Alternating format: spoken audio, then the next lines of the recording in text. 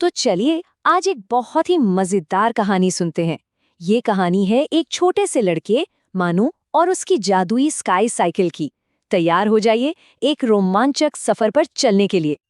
तो सबसे पहले एक सवाल, कभी सोचा है कि एक साइकिल हवा में उड़ सकती है? बिल्कुल पंछियों की तरह। सोचकर ही कितना मजेदार लगता है ना? तो ये है हमारी कहानी का हीरो। इसका नाम है मानू और वो रहता है सूरजपुर नाम के एक बहुत ही प्यारे से गांव में। उम्र बस 9 साल की है, लेकिन दिमाग बहुत तेज है और दिल में ना दुनिया भर की उत्सुकता भरी हुई है। और हाँ, हर किसी की तरह मानू का भी एक बहुत ही बड़ा सपना था। जानना चाहेंगे क्या था वो सपना? चलिए पता करते हैं। मानू ना घंटों तक आसमान को देखता रहता था, पंछियों को, कैसे वो बिना किसी रोक टोक के उड़ते रहते हैं, और बस यही सोचता कि काश काश मेरे भी पंख होते, या कोई तो ऐसी चीज होती जो मुझे भी बादलों के पार ले जाती। और फिर एक दिन जानते हैं क्या हुआ? उसे अपने घर के कबाड़ में दादाजी की एक पुरानी लाल रंग की साइकिल मिली। अब साइकिल तो पुरानी थी, लेकिन काफी मजबूत दिख रही थी। और बस उसे देखते ही मानू के दिमाग में एक जबरदस्त आइडिया आया, जैसे कोई बत्ती जल गई हो। तो भाई आइडिया तो आ गया, अब बारी थी उसे हकीकत में बदलने की। और मानू ने शुरू कर दी जुगाड़ से उड़ान भरने की अपनी तैयारी। देखिए, मानू की ना अपनी एक सीक्रेट जगह थी। वो उसे कहता था जुगाड़ लैब। अब ये कोई बड़ी सी साइंस लैब नहीं थी, नहीं, बस घर का एक छोटा सा कोना था जहां वो पुरानी बेकार पड़ी चीजों से कमाल की नई नई चीजें बना डालता था। और बस मानू अपने मिशन पर लग गया। सबसे पहले तो उसने पतंग की लकड़ियों से, मतलब बांस से, 2 बड़े बड़े पंख बनाए और साइकिल पर फिट कर दिए। फिर पीछे की तरफ लगाया एक छोटा सा मोटर, और हाँ, हैंडल पर लगाया एक स्पेशल चमकीला लाल बटन, उड़ान बटन। अब तैयारी पूरी थी।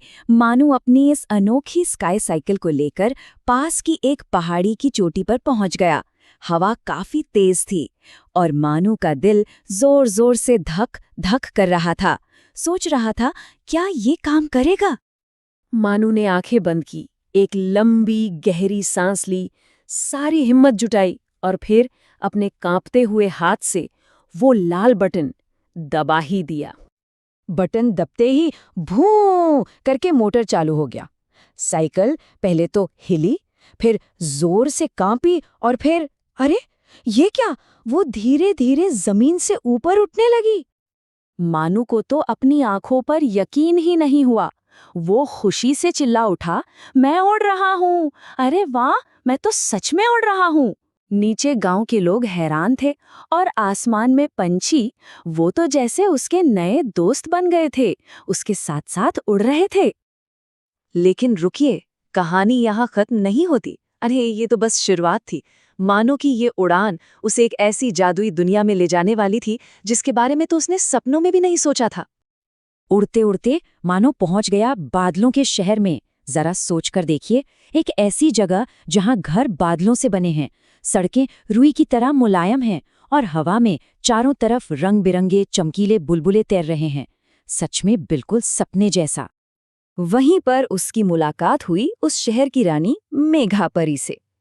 मेघापरी मानू की हिम्मत देखकर बहुत खुश हुईं, लेकिन उन्होंने उसे एक बहुत जरूरी बात भी समझाई। उन्होंने कहा, मानू याद रखना, हर उड़ान अपने साथ एक जिम्मेदारी भी लाती है। और मेघापरी की ये बात बहुत जल्द सच होने वाली थी, क्योंकि मानू के सामने अब एक बहुत बड़ी मुश्किल खड़ी होने वाली थी। अचानक पूरे आसमान में अंधेरा छा गया। बादलों के शहर पर एक खतरनाक धुएं के दैत्य ने हमला कर दिया था। वो अपने काले जहरीले धुएं से पूरे आसमान को निगल जाना चाहता था।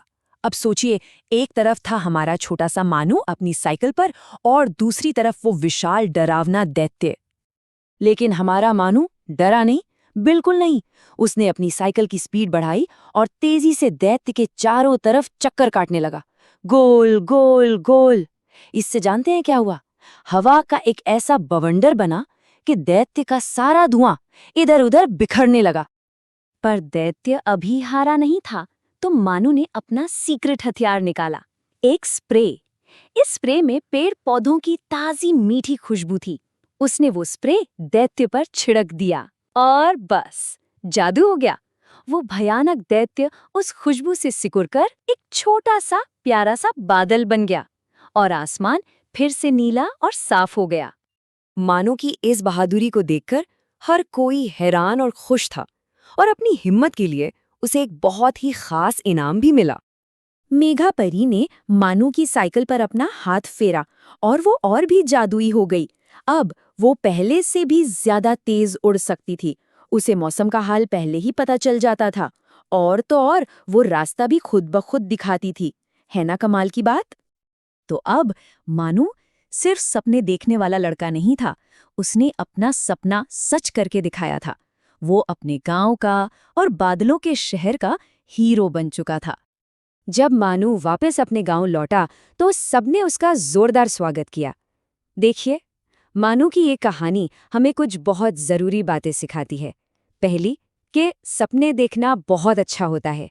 दूसरी, कि मेहनत और कुछ नया जानने की इच्छा से कुछ भी बनाया जा सकता है। और सबसे जरूरी बात, हिम्मत की हमेशा जीत होती है। हर बच्चा अपने आप में खास होता है। मानू ने तो आसमान में उड़ने का अपना सपना पूरा कर लिया। तो अब ये सोचने की बात है कि हमारा सबसे बड़ा सपना क्या है और हम उसे पूरा करने के लिए क्या कर सकते हैं।